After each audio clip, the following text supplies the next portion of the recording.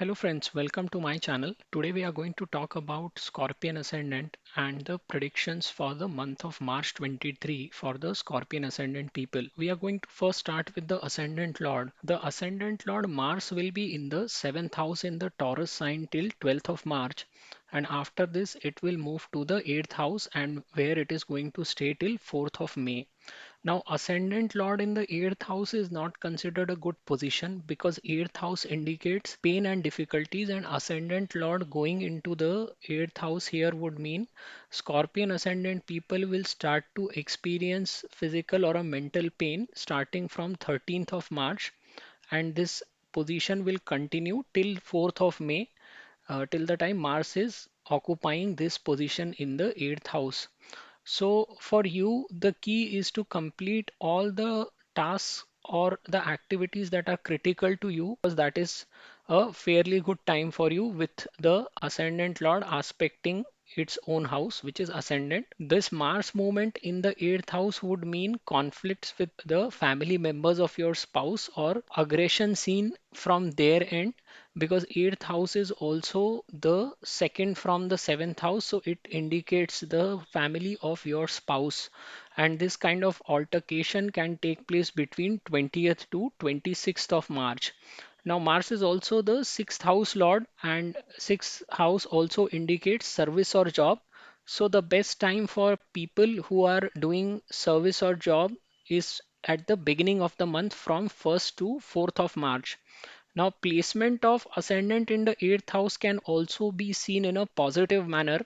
A lot of Scorpion ascendant people are very interested in exploring the hidden side of life, since the ascendant itself is Scorpion, which is mystical and deep. That is why all such people are very much interested in the domains of astrology, research, analytics, Tantra, Mantra, and Reiki. So, if you exploit all these domains during the time Ascendant Lord is transitioning from the 8th house, then it is a very good opportunity for you to progress on these fronts. If you buy insurance, or if you end up taking any kind of a data analytics courses, then also it is going to turn out to be good time for you, because you are then utilizing the significations that are indicated by the 8th house.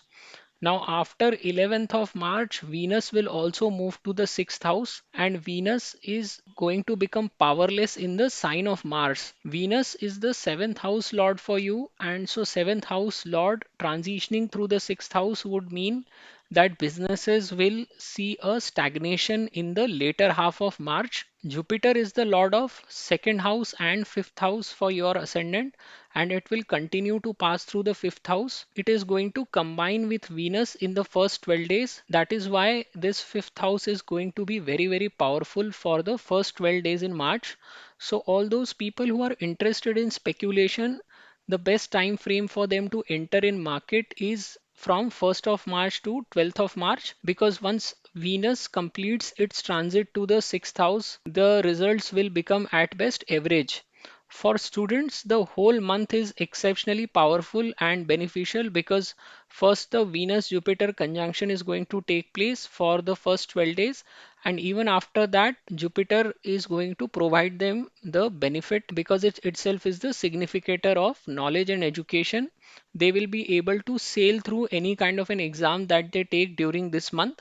Jupiter is also the lord of self-earned wealth and the 2nd house, and the best time financially for you is at the end of the month from 27th March to 31st of March.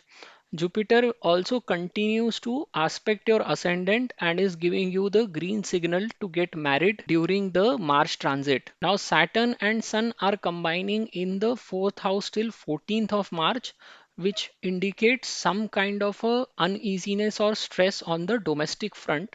Saturn is also aspecting the 10th house. So this is the time to remain disciplined on the work front. Make sure that you are meeting all your deadlines in your professional arena. Fiery planets like Mars and Sun immediately provide results after they enter into a particular sign. And you would see most of the time that these planets provide the result in a sign within the 10 degrees of their entry. So when Mars is going to enter into your 8th house, you need to look after your health, because your health might become a source of pain for you, because 6th house lord will be entering the 8th house.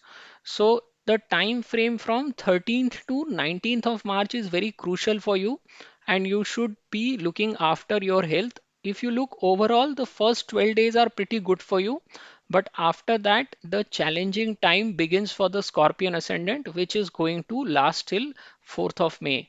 So that's the summary for you for this month. I would request you to subscribe to my channel, and thank you very much for watching. नमस्ते दोस्तों, मैं प्रसाद जोशी अपने channel में आपका स्वागत करता हूं। आज हम जानने का प्रयत्न कर रहे हैं कि वृश्चिक लग्न के लोगों के लिए मार्च 2023 का महीना कैसे निकलेगा। देखिए, सबसे पहले अगर हम लग्नेश की बात करते हैं तो लग्नेश मंगल सप्तम भाव में भ्रमण करेंगे 12 मार्च तक, और यहाँ से ये अपने ही भाव को यानी कि लग्न स्थान को देखते रहेंगे। तो ये बहुत अच्छी पोजीशन है। लग्नेश का लग्न स्थान को देखना हमेशा ही बहुत अच्छा कहलाता है। 12 मार्च के बाद लग्नेश अष्टम भाव में चले जाएंगे, और अष्टम भाव एक अच्छा भाव नहीं कहलाता, क्योंकि ये पीड़ा को दिखाता है और व्यक्ति की परेशानी को दिखाता है, चाहे वो फिजिकल तौर पर हो या मेंटल तौर पे हो। तो यहाँ पर वो जो भी क्रिटिकल काम जिन्हें आप मानते हैं वो आप 12 मार्च तक पूरे कर लें, क्योंकि इसके बाद जब मंगल 8वें भाव में चला जाएगा तो आपके काम भी अटकने शुरू हो जाएंगे, और आप जो भी आपके क्रूशल काम होते हैं उन पे उतना एक्शन नहीं ले पाएंगे जितना आप पहले 12 दिनों में ले पाएंगे। अष्टम भाव से फैमिली मेंबर्स देखे जाते हैं आपके पति या पत्नी के, क्योंकि ये पति और पत्नी का जो सप्तम भाव होता है उससे दूसरा भाव कहलाता है। तो जैसे आपकी फैमिली सेकंड हाउस से देखी जाती है, वैसे आपकी स्पाउस की फैमिली भी सेकंड हाउस से देखी जाती है। तो मंगल की जब यहाँ पर एंट्री होगी तो आपके अपने ससुराल वालों के साथ मतभेद होना शुरू होंगे। तो इसमें आपको 20 मार्च से 26 मार्च तक का समय खास तौर पे ध्यान रखना है कि आप अपने स्पाउस के परिवार वालों के साथ किसी भी तरह का आर्ग्यूमेंट मत कीजिए, नहीं तो फिर ये आपके ऊपर बैकफायर होगा। अभी मंगल आपके 6वें भाव के भी लॉर्ड बनते हैं। 6वें भाव से नौकरी और आपकी सेहत भी देखी जाती है। नौकरी पेशा लोगों के लिए 1 से 4 मार्च तक का समय सबसे अच्छा है सर्विस के सेक्टर्स में। और अगर आप इस पोजीशन का लग्नेश का अष्टम भाव में जाने को एक्सप्लॉइट करना चाहते हैं, यूटिलाइज करना चाहते हैं, तो आप अष्टम भाव से जुड़ी हुई चीजों में ध्यान लगा सकते हैं। अष्टम भाव से आप ज्योतिष देखते हैं, तंत्र मंत्र साधना इत्यादि देखी जाती है, रेकी देखी जाती है। तो यहाँ पे चूंकि लग्नेश स्वयं ही एक मिस्टिकल राशि है। देखिए, वृश्चिक जो राशि है ये बहुत गूढ़ राशि कहलाती है। यहाँ पे कई तरह के रहस्य छुपे होते हैं, और ये रहस्यमय लग्न के जितने भी लोग होते हैं उनका वैसे भी झुकाव या खिंचाव ज्योतिष्य या तंत्र मंत्र की तरफ होता है। तो आप इन चीजों में अगर घुसते हैं इस समय में 13 मार्च से 4 मई तक, तो आप अष्टम भाव से जुड़ी हुई चीजों का इस्तेमाल करेंगे तो इन चीजों में आपको बहुत अच्छी तरक्की देखने को मिलेगी। अगर आप ज्योतिष्य तंत्र मंत्र करते हैं, या आप मान लीजिए इंश्योरेंस जैसी फील्ड में काम करते हैं, या डेटा एनालिटिक्स वगैरह में काम करते हैं, तो ये आपके लिए उल्टा अच्छा समय निकलेगा, क्योंकि फिर आप अष्टम भाव से जुड़ी हुई चीजों का ही इस्तेमाल कर रहे होंगे। तो ये एक तरह की आपके लिए कुंजी है इस समय को थोड़ा सा अच्छा बनाने के लिए। अभी एक नज़र बाकी ग्रहों पर भी डालते हैं। देखिए, 11 मार्च तक शुक्र पंचम भाव में बैठे रहेंगे अपनी उच्च राशि में। तो यहाँ पे ये पंचमेश गुरु के साथ ही बैठे रहेंगे। तो ये कॉम्बिनेशन, चूंकि गुरु स्वयं की राशि में बैठा है और शुक्र की उच्च राशि है, तो ये अच्छा कॉम्बिनेशन कहलाएगा। लेकिन 11 मार्च के बाद शुक्र 6वें भाव में चले जाएंगे, तो शुक्र मंगल की राशियों में बलहीन हो जाता है। तो आपको शुक्र के परिणाम मेष राशि में और वृश्चिक राशि में देखने को नहीं मिलते, क्योंकि उसमें बल नहीं होता। तो यहाँ पे शुक्र चूंकि सप्तम भाव का स्वामी है, तो सप्तमेश का 6वें भाव से जाना यानी पति या पत्नी के साथ मतभेद होना। और अगर आपका बिजनेस है तो उसमें भी आपको एक ठहराव महसूस होगा, प्रगति आपको नहीं महसूस होगी। स्टैग्नेशन जिसे हम कहते हैं वो होने लग जाएगा जब तक शुक्र यहाँ बैठा रहेगा तब तक। गुरु आपके द्वितीय और पंचम भाव के स्वामी बनते हैं, और ये पंचम भाव से भी गुजर रहे हैं। तो यहाँ पे जब पहले 12 दिनों में शुक्र के साथ ये कंबाइन करेंगे, तो ये पंचम भाव से जुड़ी हुई जो चीजें करते हैं उनके लिए बेहतरीन समय है। तो अगर आप स्पेक्यूलेशन में हैं, शेयर बाजार से संबंध रहते हैं, तो 1 से 12 मार्च तक का समय आपके लिए बहुत बढ़िया है। इसके बाद जैसे ही शुक्र 6वें भाव में चला जाएगा तो आपको एवरेज रिटर्न्स मिलना शुरू हो जाएंगे। जैसे पहले 12 दिनों में प्रॉफिट हो रहा था या पैसा जैसा आपके ऊपर बरस रहा होगा वो होना बंद हो जाएगा, और आप औसत रिजल्ट्स की तरफ चले जाएंगे। अगर आप स्टूडेंट हैं तो ये पूरा महीना आपके लिए बहुत ही शानदार है। पहले तो गुरु शुक्र का कॉम्बिनेशन बन रहा है 5वें भाव में, फिर अकेला गुरु भी स्वयं की राशि में स्टूडेंट्स को प्रोत्साहित करता रहेगा। और जितने भी लोग कॉम्पिटिटिव एग्जाम्स में बैठने के लिए इच्छुक हैं उनके लिए इस समय में एग्जाम्स निकालना आसान रहेगा। देखिए, गुरु द्वितीय भाव का भी स्वामी है, तो स्वयं का कमाया हुआ धन भी आपको दिखाएगा।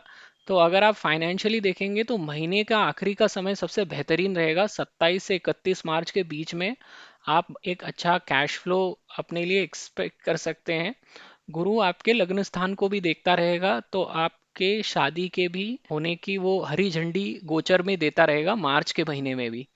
अब शनि और सूर्य आपकी युति बना रहे हैं चतुर्थ भाव में 14 मार्च तक। तो यहाँ पर चूंकि सूर्य और शनि आपस में पिता पुत्र हैं, बिल्कुल नहीं बनती इनकी आपस में, तो ये जहाँ पर भाव में बैठ जाते हैं एक साथ और जब खास करके युति बनती है तो ये एक दूसरे के साथ लड़ पड़ते हैं और उस भाव को खराब करते हैं। तो आपको एक तरह की असहजता महसूस होती रहेगी आपके घर का माहौल को लेकर। और ये 14 मार्च तक ये आपकी स्थिति बनी रहेगी जब तक शनि और सूर्य दोनों यहाँ पे एक साथ बैठे हुए हैं। अब शनि चौथे भाव से दशम भाव को भी देखेगा सप्तम दृष्टि से, तो आपके ऊपर धीरे धीरे कार्यस्थल पे रिस्पॉन्सिबिलिटीज बढ़नी शुरू हो चुकी होंगी जब से शनि यहाँ है 16 जनवरी से। और आपको अपने प्रोफेशनल फ्रंट पे एक बहुत ज़्यादा डिसिप्लिन बना के रखना पड़ेगा। आपको वर्कलोड को मैनेज करना पड़ेगा, समय से आके अपना काम निपटा के प्रोडक्टिविटी बढ़ानी पड़ेगी, अभी आप ये शनि को हैंडल कर पाएंगे। जितने भी अग्नि तत्व के ग्रह होते हैं यानी कि सूर्य और मंगल की कि ये जिस भी राशि में घुसते हैं वहां पे तुरंत परिणाम देते हैं। पहली 10 डिग्री में आपको इनका परिणाम देखने को मिल जाता है। तो जब मंगल आपके अष्टम भाव में एंटर करेगा, यहाँ पर जैसे ही वो एंट्री करता है 13 मार्च को, वहां से 19 मार्च तक का समय आपको अपनी सेहत का ध्यान रखने की बहुत ज़रूरत है। क्योंकि मंगल आपके छठवें भाव का भी स्वामी बनता है, तो छठवें भाव से आप अपनी सेहत भी देखते हैं। तो छठवें भाव के स्वामी का 8वें भाव में भ्रमण यानी कि हेल्थ की दृष्टि से अच्छा नहीं कहलाता है। शारीरिक तौर पर आपको पीड़ा महसूस हो सकती है 13 से 19 मार्च के बीच में, तो थोड़ा अपनी सेहत का ध्यान जरूर रखिए ये 6 दिनों में। यह आपकी समरी है इस महीने की। आपको मेरा वीडियो पसंद आए तो मेरे चैनल को ज़रूर सब्सक्राइब कीजिए। ये वीडियो देखने के लिए आपका बहुत बहुत धन्यवाद।